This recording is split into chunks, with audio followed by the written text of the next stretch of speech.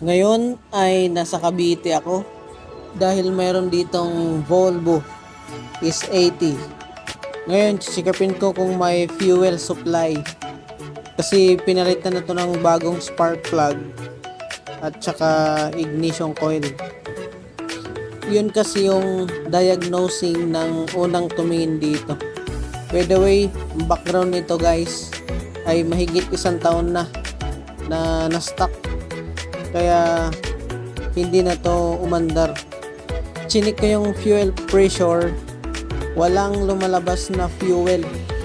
So malaking posibilidad na fuel pump na naman ang sira nito. Pero titingnan natin kung fuel pump talaga ang sira. Nalagyan na rin daw to ng gasolina para sigurado na aandar. Pero hindi pa rin napaandar ng unang tumingin.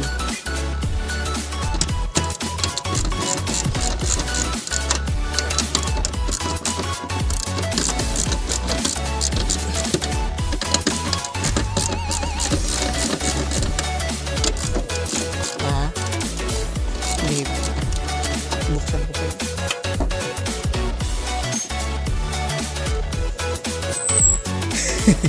Di okay lang. Na ano, okay lang.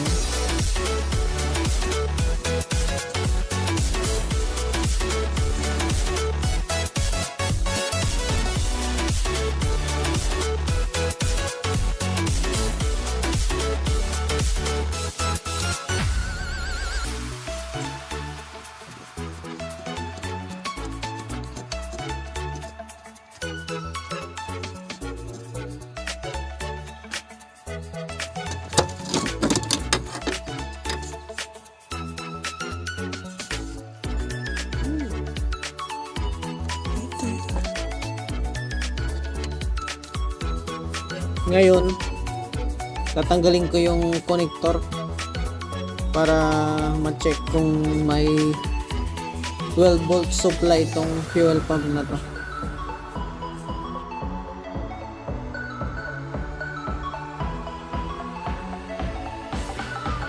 Chinik ko na guys, may 12 volt supply. Ngayon na na-confirm ko na fuel pump ang sira, babalikan ko na lang to kasi wala akong dalang pyesa. After 5 days ay binalikan ko na itong Volvo S80. Kakalasin na namin yung fuel pump nito, saka papalitan namin. Gabi na namin pinuntahan kasi wala kaming time pagka-araw eh. Ngayon babaklasin na namin to.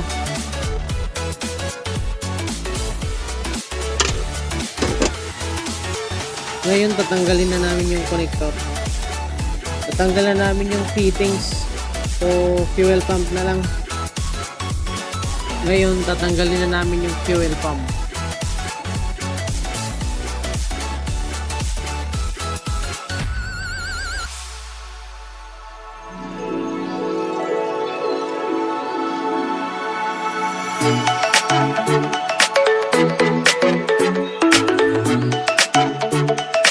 Ayan, nakalas na namin yung fuel pump.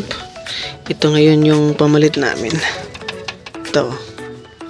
Surplus na bago. Ayan, titingnan natin. Ayan, isalpak na namin yung pamalit namin. Hindi na namin guys pinakita kasi dalawa lang kami. Mahirap magawa ng nag-video. Ito yung floater. Sige, kabit mo yung fittings. Dahan-dahan lang, baka mapunggal eh. Dapat dahan-dahan lang yung pagkakabit.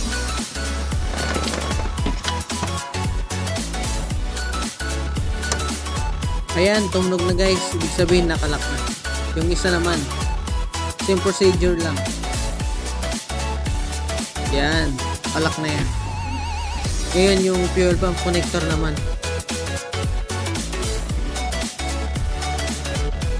Diin lang kapag tumunog, nakalak na rin yan. So ayan, may kabit na natin. recheck lang sakaling hindi nakalak. Kabit battery and then start.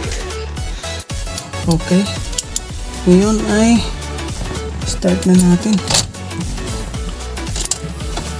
On.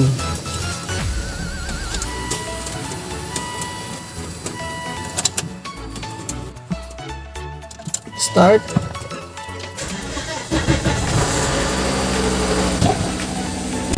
And guys, mandar na. After 1 year. After 1 year guys, umandar na. Babalik na sa kalsada tong Volvo na to.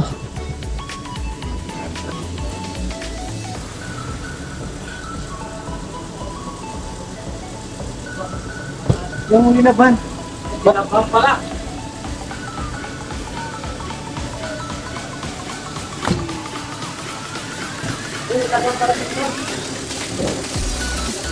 Yan guys. After 1 year, umandar na ng F80.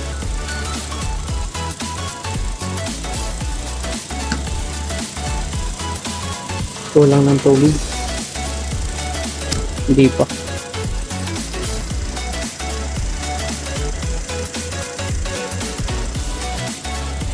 Yan. Yan oh, grabe dumi oh. Ang ganda ng under. Pangalawa na akong tumingin eh. Una tumingin, taga Mitsubishi. Pinalitan ng spark plug tsaka ignition coil. Sa akin din binili eh. Tapos kinumusta ko si sir kung umandar. Hindi pa raw umandar kasi ang hatol ay ACM. Ngayon nung chinig ko nga, nakita ko na ang fuel pump ang problema. Try natin aircon.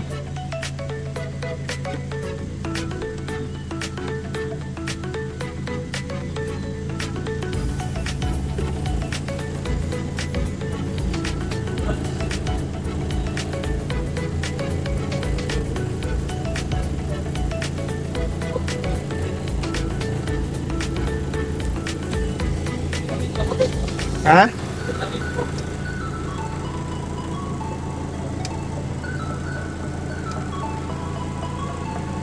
Nga, after 1 year.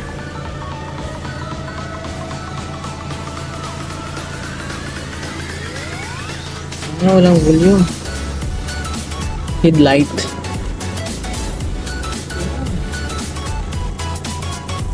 Oh, diba? Yan guys. Nagkakalat pa yung mga tolls.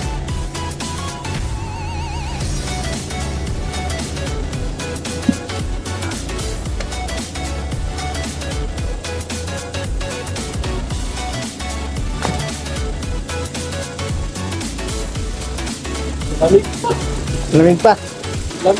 Gumagana na yung fan.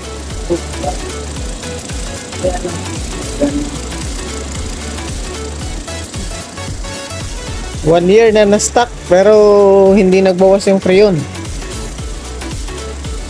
Maingay nga lang blower. Guys, ito yung fuel pump na pinagbalitan namin. Yan o, yan yung kung makikita nyo, yung motor kinalawang na siya. Nasira na yan dahil na-stuck ng matagal. Ayan o. Tapos yung wire ng floater,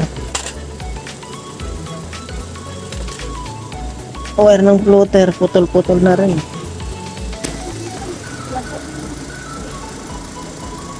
Ngayon ay aayusin na natin yung harness ng fuel pump kasi mahina na yung kapit ng unang electrical tape, kaya lalagyan natin ng bagong electrical tape para safety. Ngayon, ipapakita namin sa inyo na walang leak. Ibig sabihin, maganda yung pagkakagawa. Ngayon, patapos na guys sa paglagay ng electrical tape. ilalagay na natin siya sa tamang rotation ng harness. Kumpletuhin na namin guys para makauwi na kami.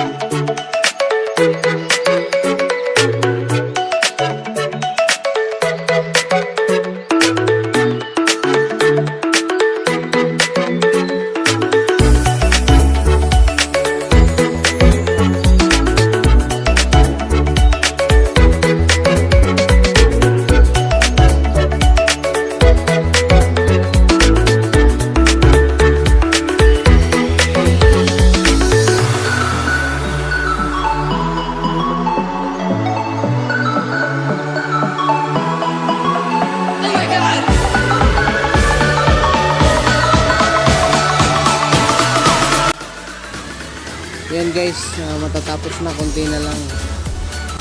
Sa mga viewers ko, thank you sa inyo. At kung bago ka dito, huwag kalimutang i-click ang subscribe at likes, comments, and share na rin. Thank you and God bless. And see you on my next video.